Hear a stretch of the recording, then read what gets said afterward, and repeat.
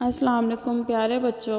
आज मैं आपको जो कहानी सुनाऊंगी उसका नाम है लोमड़ी और कौवा। एक लोमड़ी बहुत भूखी थी, इधर उधर घूमती रही मगर उसे कुछ खाने को ना मिला।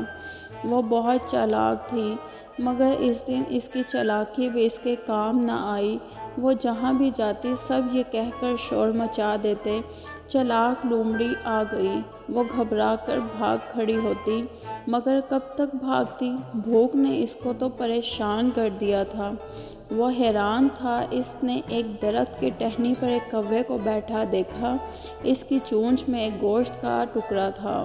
लोमड़ी के मुंह में पानी भर आया मगर दरख्त की ऊंची सी टहनी पर बैठे हुए कौवे से गोश्त का टुकड़ा छीनना बहुत मुश्किल था।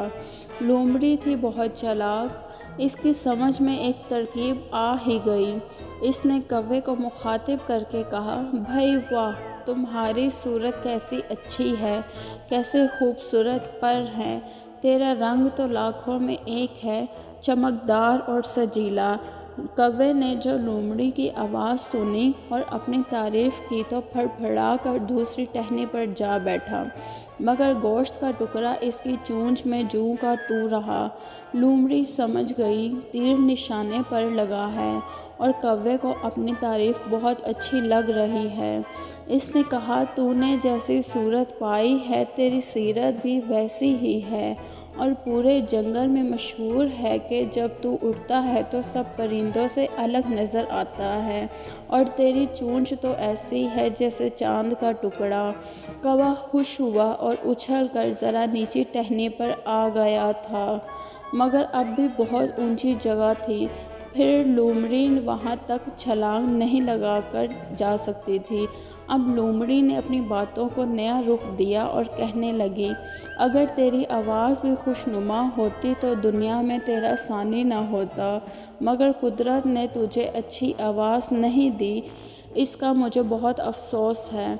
कौवे ने ये सुना तो इसने सोचा कि लोमड़ी ने इसका गाना कभी सुना ही नहीं, इसलिए वो इसकी आवाज़ के बारे में शक करती है। अगर मैं अपना गाना सुनाऊंगा तो ज़रूर ये मेरी आवाज़ की तारीफ़ भी करेगी और सारे जंगल के जानवरों में जाकर मेरी तारीफ़ में ज़मीन आसमान एक कर दे। ये सोचकर इसने गाने के लिए चोंच खोली। वो काएं काएं करने लगा तो चोंच में से गोश्त का टुकड़ा गिरा। लोमड़ी ने झपट कर उसे उठा लिया और हंसकर कहने लगी, मैं तुम्हारी अकल की तारीफ़ कब की थी, जो तुमने अपनी बेअक्ली दिखाई और खुश आमद में आकर काएं काएं शुरू कर दी। ये कहकर लोमड़ी गोश्त चट करके ये जा वो जा और बेचारा बेवकूफ़ कौवा काएं काएं करता रह गया।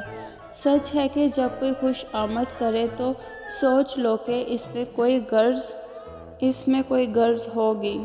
इस कहानी से हमें नतीजा मिलता है कि झूठी तारीफ़ का यकीन नहीं करना चाहिए, वरना नुकसान अपना ही होता है। अगर आप लोगों को मेरी वीडियो पसंद आई हो तो प्लीज़ इस वीडियो को लाइक और चैनल को सब्सक्राइब करना ना भूलिएगा। शुक्रिया।